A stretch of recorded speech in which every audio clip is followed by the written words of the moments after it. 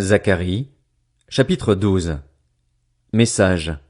Parole de l'Éternel sur Israël, déclaration de l'Éternel qui a déployé le ciel et fondé la terre, et qui a formé l'esprit de l'homme en lui.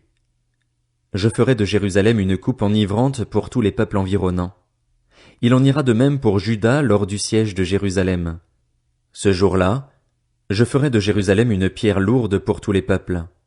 Tous ceux qui la soulèveront s'y écorcheront, et toutes les nations de la terre se rassembleront contre elle. Ce jour-là, déclare l'Éternel, je frapperai tous les chevaux d'épouvante, et leurs cavaliers de folie. J'aurai les yeux ouverts sur la communauté de Juda, mais je frapperai d'aveuglement tous les chevaux des peuples. Les chefs de Juda diront dans leur cœur, les habitants de Jérusalem sont notre force par l'Éternel, le Maître de l'univers, leur Dieu.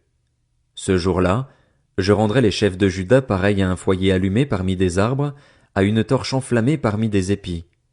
Ils dévoreront à droite et à gauche tous les peuples environnants, et Jérusalem restera à sa place, à Jérusalem. L'Éternel sauvera d'abord les tentes de Juda afin que la fierté de la famille de David, la fierté des habitants de Jérusalem ne s'élève pas au-dessus de Juda. Ce jour-là, l'Éternel protégera les habitants de Jérusalem et le plus faible parmi eux sera, ce jour-là, pareil à David, la famille de David sera pareille à Dieu, pareil à l'ange de l'Éternel devant eux. Ce jour-là, je travaillerai à détruire toutes les nations qui viendront attaquer Jérusalem. Alors je déverserai sur la famille de David et sur les habitants de Jérusalem un esprit de grâce et de supplication, et ils tourneront les regards vers moi, celui qu'ils ont transpercé. Ils pleureront sur lui comme on pleure sur un fils unique, ils pleureront amèrement sur lui comme on pleure sur un premier-né. Ce jour-là, le deuil sera grand à Jérusalem, comme le deuil d'Hadad-Rimon dans la vallée de Megiddo. Le pays sera dans le deuil, chaque clan à part. Le clan de la famille de David à part et les femmes à part, le clan de la famille de Nathan à part et les femmes à part, le clan de la famille de Lévi à part et les femmes à part, le clan de Chiméi à part et les femmes à part, et tous les autres clans chacun à part et leurs femmes à part. Zacharie, chapitre 13. Ce jour-là, une source jaillira pour la famille de David et les habitants de Jérusalem, pour laver péché et souillure. Ce jour-là, déclare l'Éternel, le Maître de l'univers, j'éliminerai du pays les noms des idoles, afin qu'on ne s'en souvienne plus. Je ferai aussi disparaître du pays les prophètes et l'esprit d'impureté. Si quelqu'un prophétise encore, son père et sa mère, ceux qui lui ont donné naissance, lui diront, tu ne vivras pas, car tu dis des mensonges au nom de l'Éternel. Son père et sa mère, les auteurs de ces jours, le transperceront quand il prophétisera. Ce jour-là, les prophètes rougiront chacun de leur vision quand ils prophétiseront, et ils ne mettront plus un manteau de poil pour tromper. Chacun d'eux dira, je ne suis pas prophète, je suis cultivateur, quelqu'un m'a acheté dès ma jeunesse. Et si on lui demande, d'où viennent ces blessures que tu as aux mains? Il répondra, c'est dans la maison de ceux qui m'aimaient que je les ai reçues. Épée, réveille-toi contre mon berger et l'homme qui est mon compagnon, déclare l'Éternel, le Maître de l'univers. Frappe le berger et que les brebis soient dispersées, et je porterai la main contre les faibles.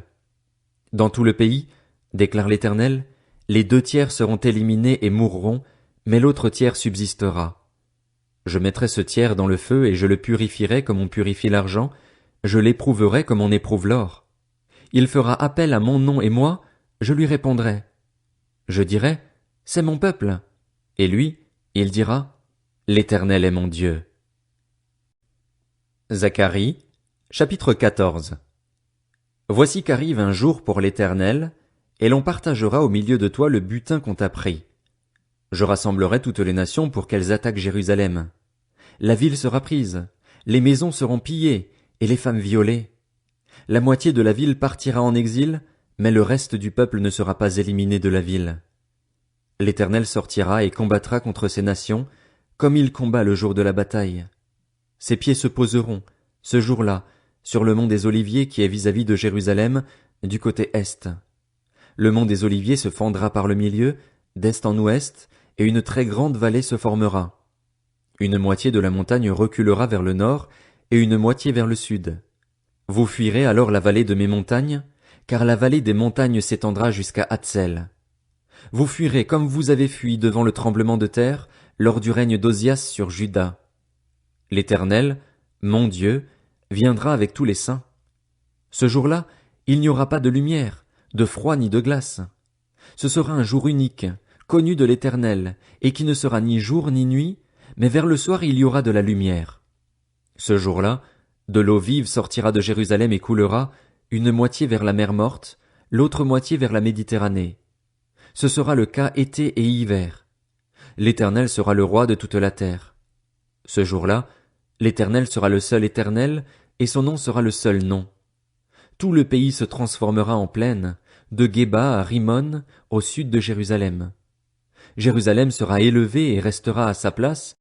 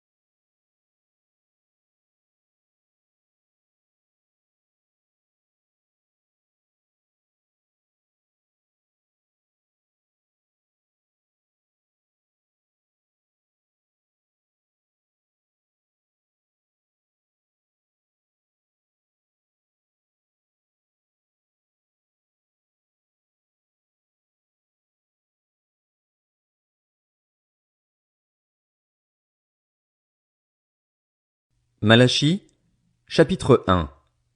Message. Parole de l'Éternel adressée à Israël par l'intermédiaire de Malachie. Je vous ai aimé, dit l'Éternel, et vous dites, en quoi nous as-tu aimés? Ésaü n'est-il pas le frère de Jacob? Déclare l'Éternel. Cependant j'ai aimé Jacob et j'ai détesté Ésaü. J'ai livré ses montagnes à la dévastation, son héritage aux chacals du désert. Si Édom prétend, nous sommes détruits, mais nous relèverons les ruines. Voici ce que dit l'Éternel, le Maître de l'univers. Qu'ils construisent, je démolirai et on les appellera pays de la méchanceté, peuple contre lequel l'Éternel est irrité pour toujours. Vos yeux le verront, et vous direz, l'Éternel est grand, même en dehors des frontières d'Israël.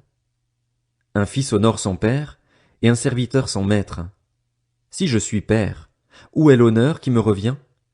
Si je suis maître, où est la crainte qui m'est due?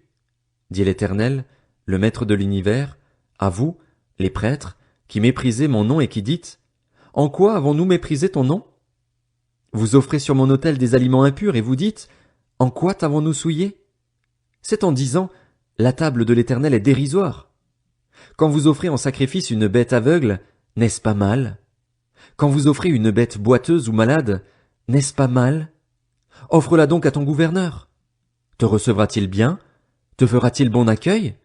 Dit l'Éternel, le Maître de l'univers. Et maintenant, priez Dieu pour qu'il ait pitié de nous.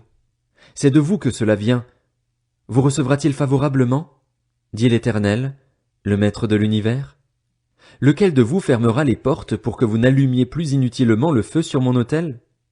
Je ne prends aucun plaisir en vous, dit l'Éternel, le Maître de l'univers, et je n'accepte pas les offrandes de votre main. En effet, du soleil levant au soleil couchant, mon nom est grand parmi les nations, et partout on fait brûler de l'encens en l'honneur de mon nom, on présente des offrandes pures. Oui, Mon nom est grand parmi les nations, dit l'Éternel, le Maître de l'univers, mais vous, vous le déshonorez en déclarant, la table de l'Éternel est souillée, et ce qu'elle rapporte est une nourriture dérisoire. Vous dites, quel ennui! Et vous la dédaignez, dit l'Éternel, le Maître de l'univers. Cependant vous amenez des bêtes volées, boiteuses ou malades. Voilà les offrandes que vous faites. Puis-je les accepter de vos mains? Dit l'Éternel. Maudit soit le tricheur qui a dans son troupeau un mâle et qui offre et sacrifie au Seigneur une bête en mauvais état, car je suis un grand roi, dit l'Éternel, le Maître de l'univers, et mon nom est craint parmi les nations.